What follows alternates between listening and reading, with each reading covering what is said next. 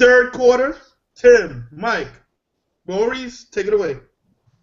All right, last week, okay, we had Mike, if you recall, we talked about Randy Gregory and Shane Ray, who both were on some teams problematic to even draft. Shane Ray went to the Broncos with the 20-something pick, and Gregory went to the 60th pick to the Dallas Cowboys, right? Now, La'el Collins, who is a tackle / guard from LSU, okay, right before the draft time, his ex-girlfriend, basically she was killed. They said that his girlfriend also was carrying his child. Now, but they've been separated for about 7 months. The police saying right now that he's not a suspect, or for right now. Would you draft this guy? Well, let me say first off, condolences to the young woman who lost life, and serious business. You don't wish that on anybody for any reason. I can understand why, and to answer the question, no, I wouldn't have drafted him, because at the time of the draft, you didn't know that he was cleared or not. At the time, people were thinking that he might have been suspected of either doing it or being involved in it. And after, we live in a post-Aaron Hernandez world where you don't want to, oh, hey, I'm going to draft this guy. Oh, no, he's arrested for murder. So you don't want to be that team that you don't even if he did or didn't, you don't want to be that team. You don't want to have, it's too close to Aaron Hernandez. I'm sorry, to correct you, they did say at the end of the draft he wasn't a suspect. But the day of the draft, they say he's not a suspect at all. Oh, and he was ready to be a first round. He wasn't a suspect during the draft. So I thought that I was in the first. I thought that came out afterwards. But okay. If he came out before draft, hey, it's nothing. Like he had nothing to do with this. It was just a mere coincidence that he's happened to know somebody who got murdered. I would have drafted him because it's not his fault. There's nothing he could do about it. I mean, you can't help if somebody gets murdered by somebody. So under those circumstances, and knowing what I know now, yeah, I would draft him because he is a top talent. He's a top round talent. So the fact that he didn't get drafted when there was already reports out there to say, hey, he had nothing to do with this, basically disregard anything. You kind of have to. I mean, guys, I'm gonna hit you with some against the grain thinking. This is a two-pronged attack.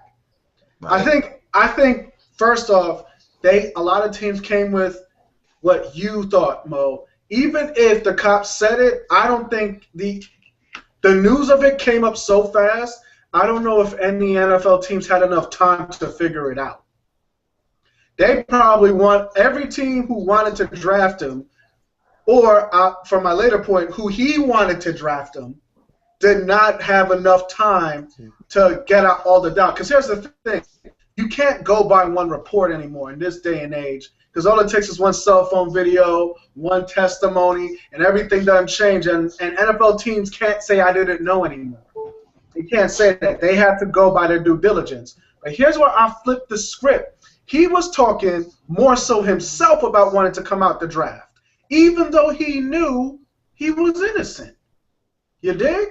Yeah. He knew he was innocent, but he kept on saying, I want to come out. So I think straight up he wanted to be undrafted. He wanted to be in the supplemental draft and pick which team he went to, because the teams that could have picked him, he didn't want to go there.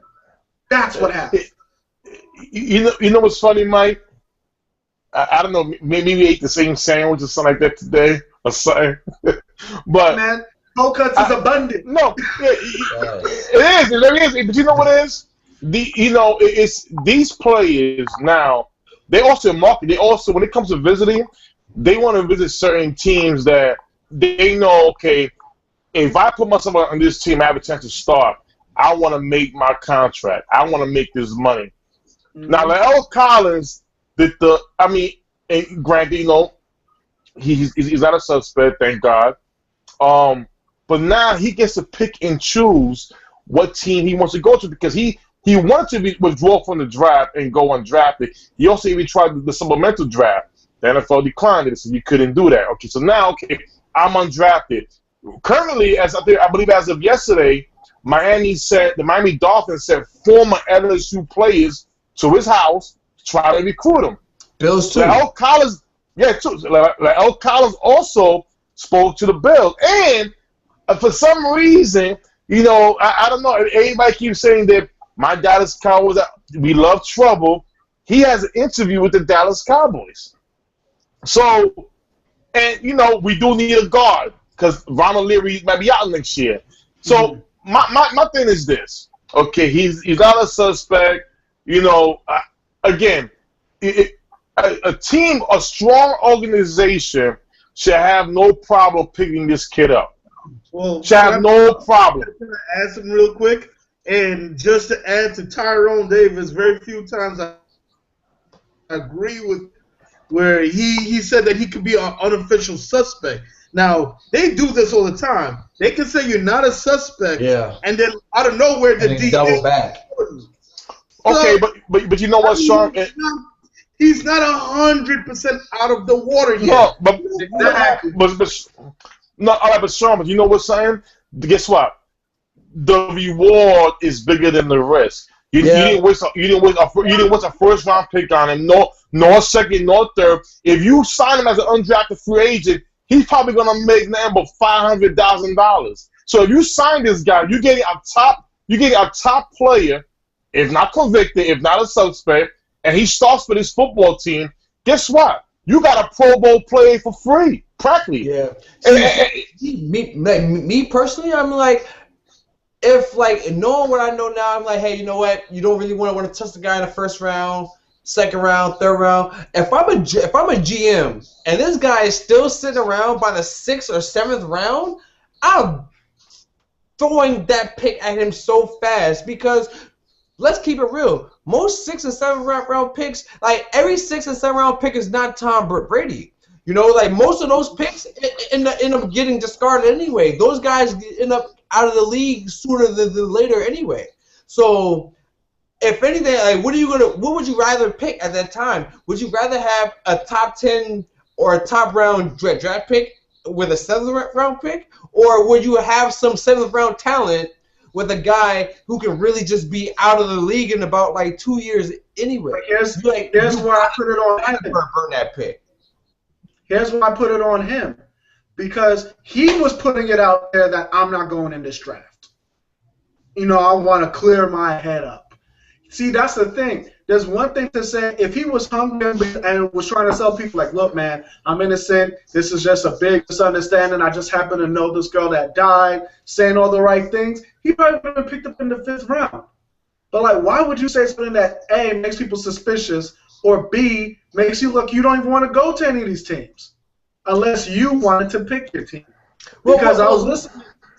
Oh, no, good. I'm actually, I've always thought that more players should do things like that. I don't know. I'm not saying that he did it intentionally, but I'm saying more players because if I was a player, I would never want to go in the top 10 because even though you get the accolades of being a top 10 pick, or you get a little bit more extra million up front, you're going to a really, really bad team. So and the pressure is all on you to turn that bad team into a good team. So I don't want to deal with that. Think about it. You always hear about Ryan Leaf, Jamarcus Russell, biggest bust ever. What? Because they went number 1. You only never hear about, oh, look at that guy in the 5th round. He was a bust. You never hear about that. Mo, I'm sorry, but you're good because nobody never talks about what's surrounding the Jamarcus Russell and Ryan Leaf had. I mean, God, listen, just look at Shane Ray. Shane Ray could have went in the top 10.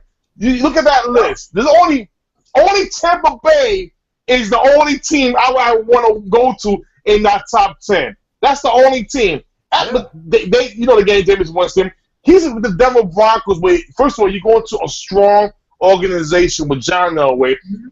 He's backing up DeMarcus Ware, one of the great pass a Hall of Fame pass rusher, and also you got Von Miller.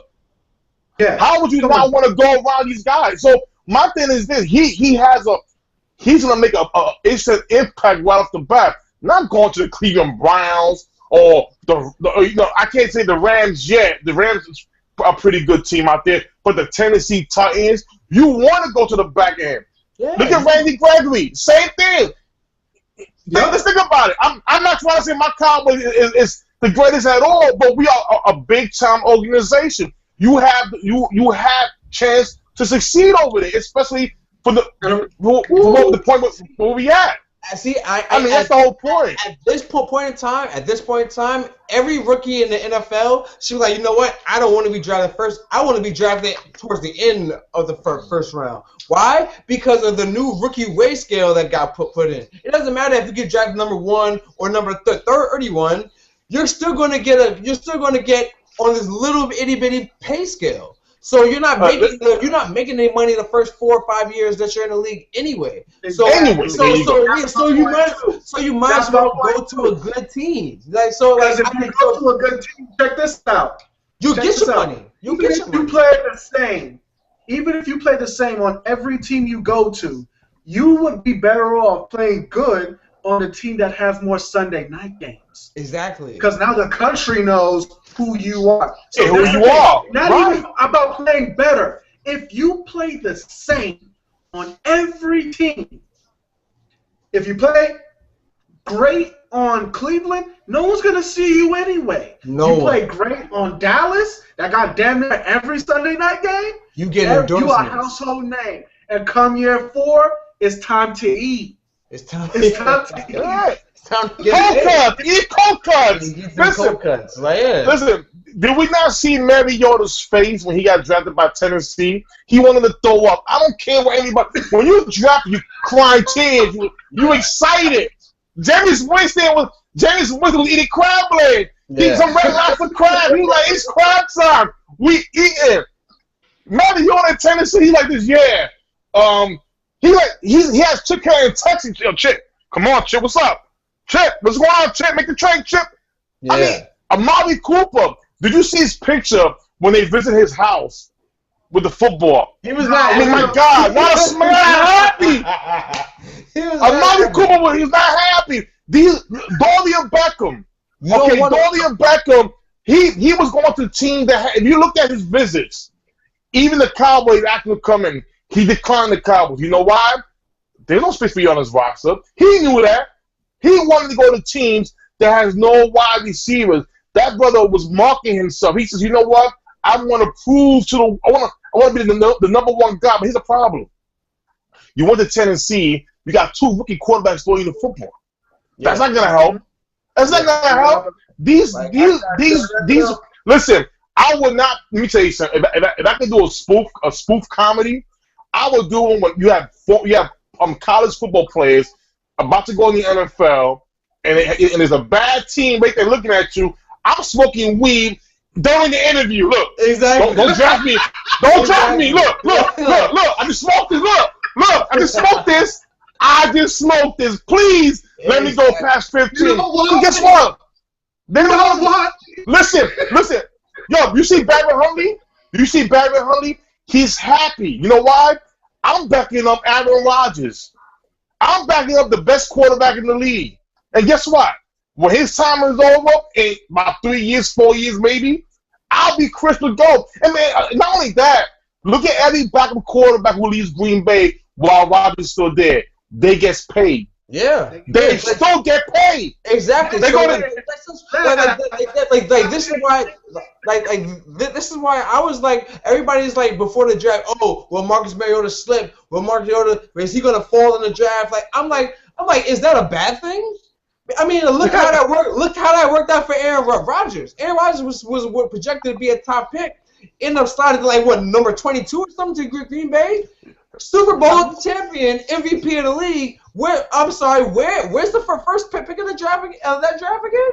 Oh, traded to Kansas City, where he doesn't throw touchdowns to wide receivers. So I mean, I don't understand how being later in the draft is such a bad thing. That's No, it's not. that's a great thing. That's a great thing. You want to go to the more stable team. All right. On that I note, agree. Mo has last word. We're moving on to the fourth quarter. Ugh.